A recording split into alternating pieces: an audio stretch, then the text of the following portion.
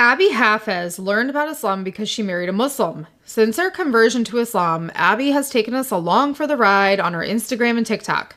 We got a chance to see how her journey unfolded, and it's not without an enormous amount of struggle. I never expected that comments from Muslims would be the ones that are pushing me away from my faith, more than the hateful and Islamophobic comments. You see, converting to Islam is easy, but adopting every single restriction in order to fully practice is one of the most difficult things a woman can do, especially a woman like Abby who cares about her femininity in the form of hair, makeup, nails, and clothes. Abby has cycled through a lot of changes because of her conversion, followed by regression and returning to the way she's always lived, which is embracing the identity and cultural norms of a Western woman. As a former Muslim convert myself, seeing her fluctuate and struggle with hijab is something I can relate to. Islam is a high control religion, and with that comes a lot of guilt from the community about the way you dress and carry yourself. There is something about this religion, this community, that makes it incredibly difficult for a woman to be herself. Abby went from wanting to be so committed to hijab to not caring if she's canceled. What happened? Let's get into it.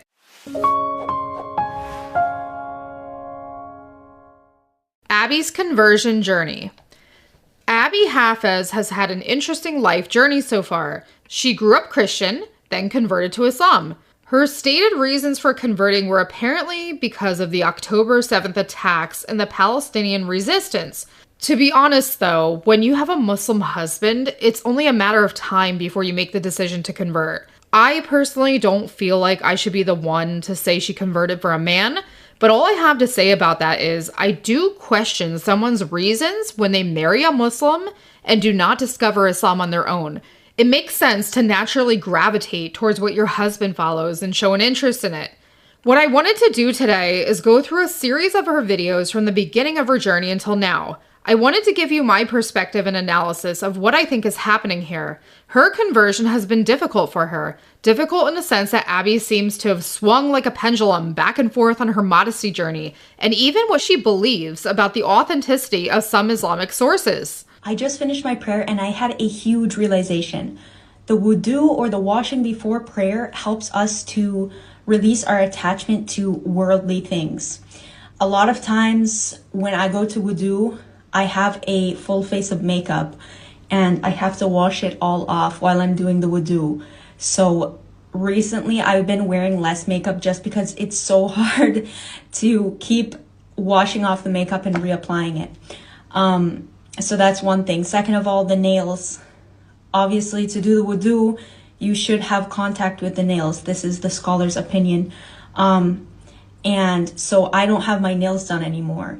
And this is something that I was super attached to before. Like, I would go every other week to get my nails done. And if I didn't have them done, I didn't feel complete.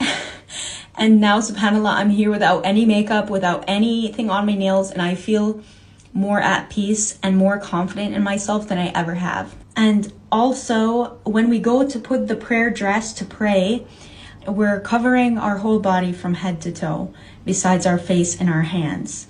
And we're just focusing on praying. We're only focusing on our connection to Allah, our spiritual self. This is so, so powerful. We're not focusing on what brands we're wearing. We're not focusing on how we look. We're not focusing on how our physical body is. We're focusing on only our soul and our heart. It is so, so powerful. So Abby converted to Islam around November 14th, 2023. So this video was posted on January 10th, 2024, 2 months after she converted.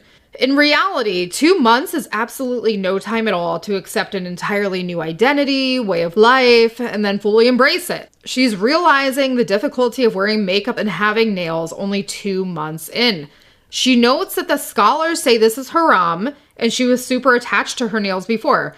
I totally get all of that. Some converts really do like the whole no nail polish thing, and they can accept this. But I personally think having nail polish on actually helps and protects your nails. It prevents them from chipping and breaking. For me, fresh polish and cuticle oil, it's a nice little pick-me-up. She says that praying helps her release attachment to makeup and nails, but Is this a feeling that will last? Because I tried that and it didn't last.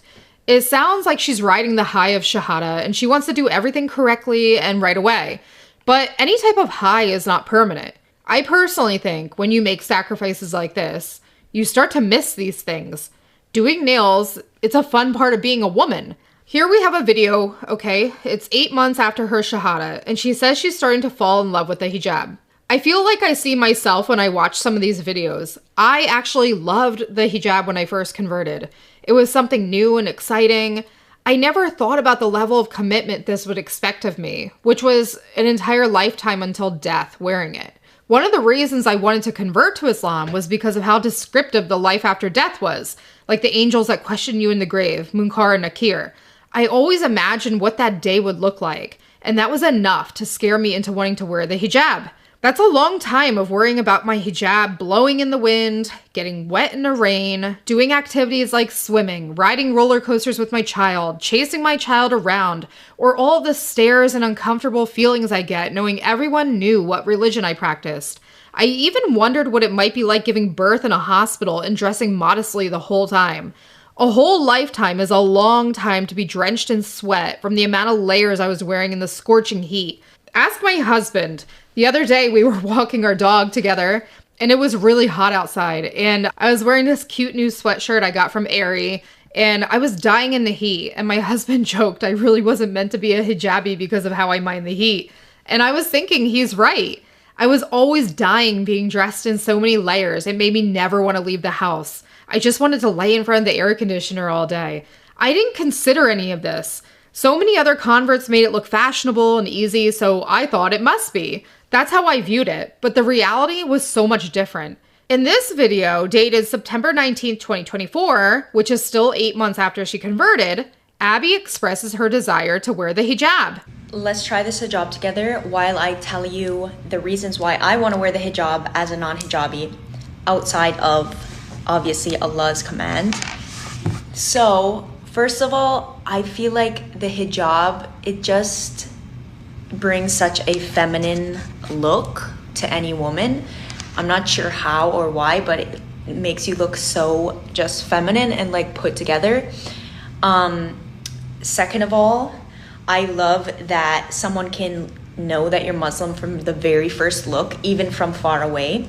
Obviously, if you say salam alaikum to someone, then they're gonna know you're Muslim. But if you see someone from far away, you can know they're a Muslim woman if they're wearing the hijab, which is something like subhanallah, it's so beautiful. Third of all, sometimes when I say salam alaikum to someone, they don't know that I'm Muslim because I'm not wearing the hijab.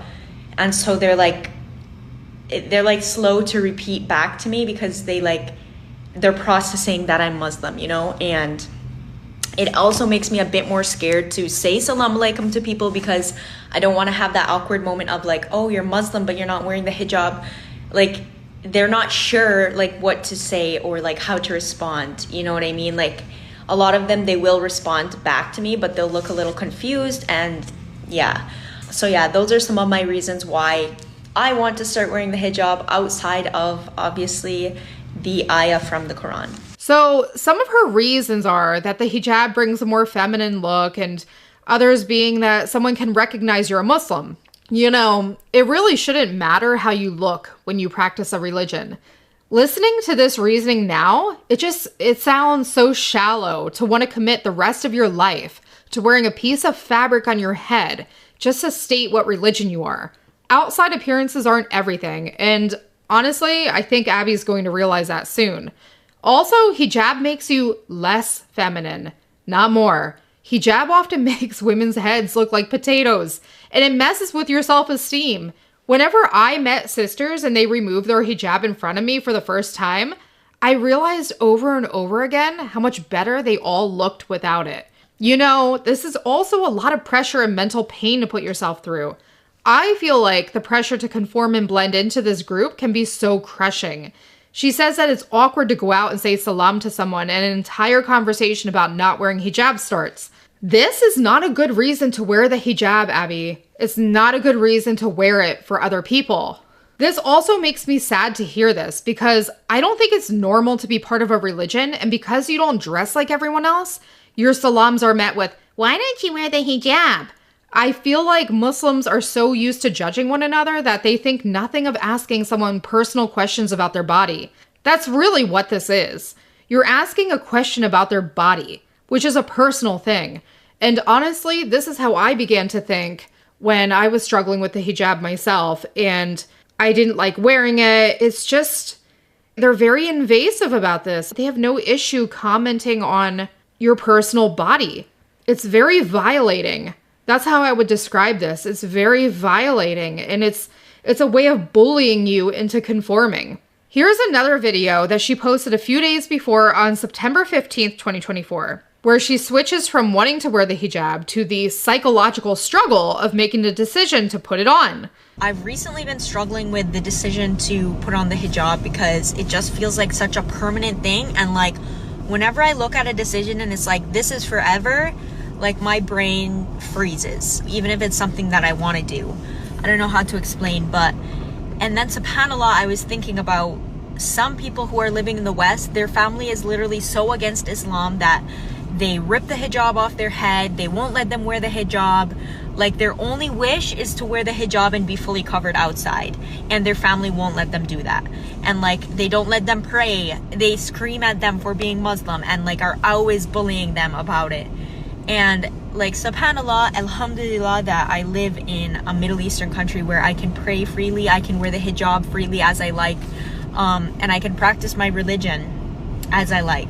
And even though I'm not a hijabi yet, I definitely do not take for granted the fact that I can wear the hijab whenever I want without criticism or hate towards me where I'm living. We just kind of take these things for granted when there are so many people who want to wear the hijab and can't.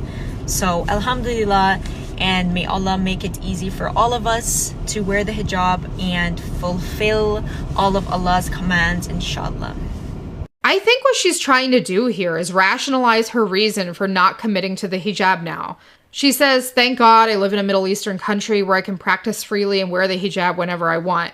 If you are enjoying this video, we'd like you to subscribe. Already subscribed and want to help to get more views, click the thumbs up. And if you want to help me do even more, please join our community on Patreon. The link to Patreon will be in the description below.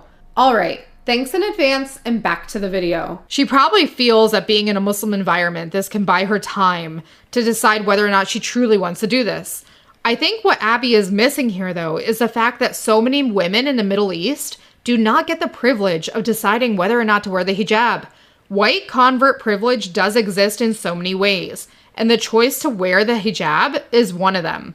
By claiming she doesn't feel safe wearing it in the West, she can go without hijab in Dubai and then decide if she ever wants to become a hijabi. I'm sure in a country full of expats like Dubai, there's so many women who don't wear the hijab at all. She can still blend in, do her Muslim thing, while also buying herself time to weigh the pros and cons of becoming a hijabi. I think this is a smart way to backtrack on committing to something just for the sake of appeasing her Muslim internet audience. Remember when I said earlier she was riding the high of Shahada? Well, as we all know, no high is permanent. Eventually, the good feelings start to wear off, and you start to connect with reality again.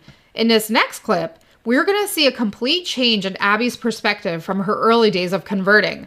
3 controversial opinions that I have that will probably get me canceled on Muslim TikTok, but I do not care. Number 1, the only book and source of knowledge that Allah has promised to keep 100% accurate and without change is the Quran, which means anything else can be and could have been corrupted or changed in some way by humans. That includes hadith. That is why I heavily rely on the Quran, and I heavily criticize / am very careful with hadiths. Second, prayers. When you are a new Muslim and you do not understand Arabic, I think it is way more important to understand what you are saying than to be saying it in Arabic. To understand what you are saying in front of Allah and connecting to the words is the most important part, to me. Unpopular opinion.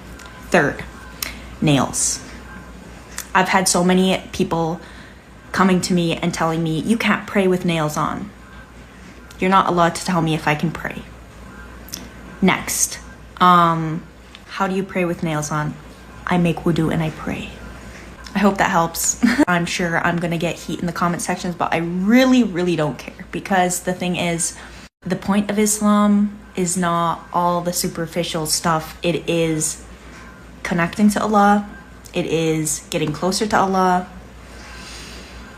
Anyways, assalamu alaikum. Before, it was about hijab, this and that is also beautiful, to not caring about being canceled. I mean, what does that tell you about where she's at in her journey? It's not beautiful anymore, is it? To me, it sounds like there's some hadith she has issues with and she's becoming a Quranist. I mean, who can blame her, honestly? The hadith are shocking and mortifying to lay your eyes on. It's so hard to make sense of what you were told about Islam being so peaceful and beautiful versus the moral failings of Muhammad and all of his buddies. She even goes as far to say she criticizes hadith. I mean, wow, that's really bold of her to say. But how does that work? As Lily J would say. You start entering the realm of disbelief when you go down that route. First of all, we as Muslims have to have submission, certainty, no questions asked, no strings attached. This is Quran, I believe it. Do you fully embrace it? Yes. No questions asked. This is a hadith. Do you take it? Is it authentic? Is it? That's what I read, yeah. Then if it's authentic, it's from Allah. How could I be shaky? Because if you want to be shaky, this means that you don't have certainty. And when you don't have certainty, you're this close to flipping to the dark side. In order to be a Muslim, you can't just accept the Quran. You have to accept everything. Well, I guess that's for Abby to figure out, right? Her next point is interesting. It's more important to understand what you are saying than saying it in Arabic. I can understand where she's coming from here. When I was learning how to pray, I only memorized a few short surahs. And honestly, it was more important for me to memorize the Arabic first and then the meaning of it second, because I needed to pray 5 times a day. So as long as I memorized the Arabic and I could say it 5 times a day, the meaning of what I was saying was secondary. What she's saying here is a bit of a conundrum to be in, though. While it's important to understand what the Arabic means, it's equally, if not more important, to understand how to say the Arabic, because it's the only language Allah will accept. To be honest, this had me thinking when I was a Muslim as well. In other religions, prayer is accepted freely and however you want to communicate with God. There isn't a language requirement. In Islam, your 5 daily prayers are not accepted in your native language. This is honestly burdensome to learn. It requires a lot of free time and practice to learn. Of course, you also want to be able to understand multiple surahs, not just a couple, because after a while, reciting the same surahs over and over again for years just feels as robotic and meaningless as the other parts of the prayer feel. The last part she spoke about was the nails. Again, I feel like this is also connected to the type of relationship she wants to have with God. She doesn't want to feel limited, it seems. She doesn't want to be limited by a language she doesn't speak, and she doesn't want to feel limited by wearing nails. I can't blame her for this either. It seems crazy to hear these stories about how Allah created us and everything in this world and all that He is capable of, yet draws a line at listening to us for wearing plastic nails on our fingers. I mean, if you want to put it simply, that's what fake nails are. They're thin plastic. To me, Allah seems so weak to not be able to accept prayer with something as benign as a girl with nails. So we have gone through a lot of her videos together from the beginning until now. Let's go through her most recent video in regards to her convert journey. Where did Abby finally land on the convert spectrum? Dreading making this video. I've been feeling it for a while, and honestly, I'm just gonna say it. I feel like I have to reintroduce myself because I've just changed so much recently, and in all areas of my life, specifically also my faith and what I feel like I want to share. I feel like I spent the last year putting faith forward as the definition and the identity of who I am. And while my faith journey has been so beautiful and amazing, and I've loved sharing every moment of it with all of you, it is not all that I am. And I think I got very stuck in the idea that I had to stay within this definition of who I am, and I started to feel like I wasn't being authentic to who I am because I was sharing only a small portion of who I am with you guys. Yeah. Also, it kind of got to a point where I felt like I was having to prove my faith through my content, or just like perform my faith in front of an audience, which is a really weird feeling. And that's why I started to kind of not feel the best about sharing such a personal part of my life. So anyways, going forward, my faith will always be my foundation, and Islam specifically has given me such peace and such hope in my heart, and I will always have that connection with Allah, and I will always have my personal faith, but I just don't think it's going to be the number one thing in my content anymore, just because I'm just moving into a new chapter in my life, and one where my faith is a bit more private, and other things are coming up that I'm feeling really excited about exploring and sharing with you all and growing with you all, hopefully, inshallah. So anyways, yeah, I'm still Muslim. I still love my faith, just moving into a different chapter of my life, you know, where faith is still my foundation, but sharing and growing other things out of that. So anyways, if you're still interested in following along, I would love that. But anyways, assalamu alaikum. So this video was one of her most recent, and she's assuring her audience she's still a Muslim. She's just going to pivot her content. If I had to guess, she probably burned out, honestly. Initially, she thought sharing her journey would probably be able to help others and it would go well, but it hasn't. Her faith has become performative, like many converts on social media. She's been bombarded with haram police over her appearance and God knows what else. She's tried to appease people by fitting in the Islamic box they gave her, and she's realizing this simply isn't working for her. This isn't what she wants for her life. I think it's quite profound that she says faith is not her entire identity and all that she is. I mean, to many Muslims, their faith is everything. I get what she means in a sense, like she has other interests and things about her that make her who she is.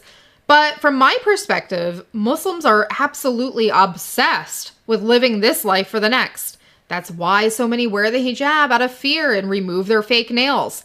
Prayer is the most important thing a Muslim does every single day, so much that they revolve their lives around praying 5 times. I have seen Muslims praying in truck stops outside.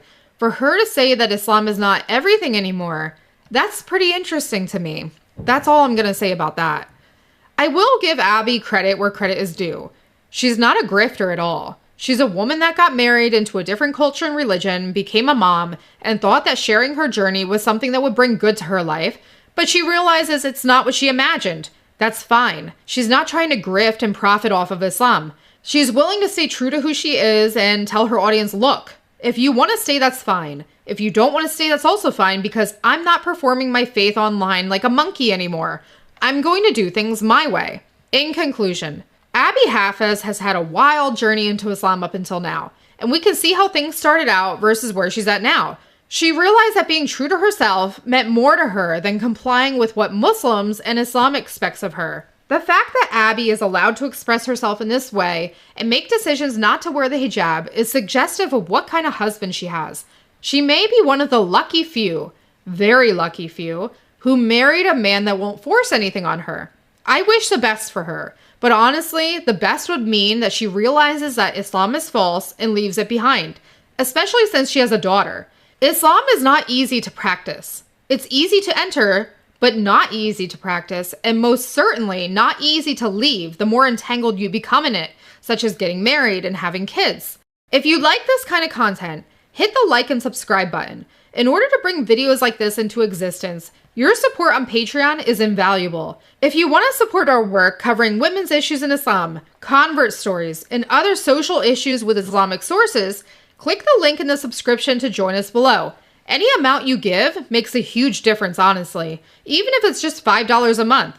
We also have a PayPal option available now. Leave Islam behind. Life is better and more beautiful without it. This is Mrs. Friendly Ex-Muslim signing out.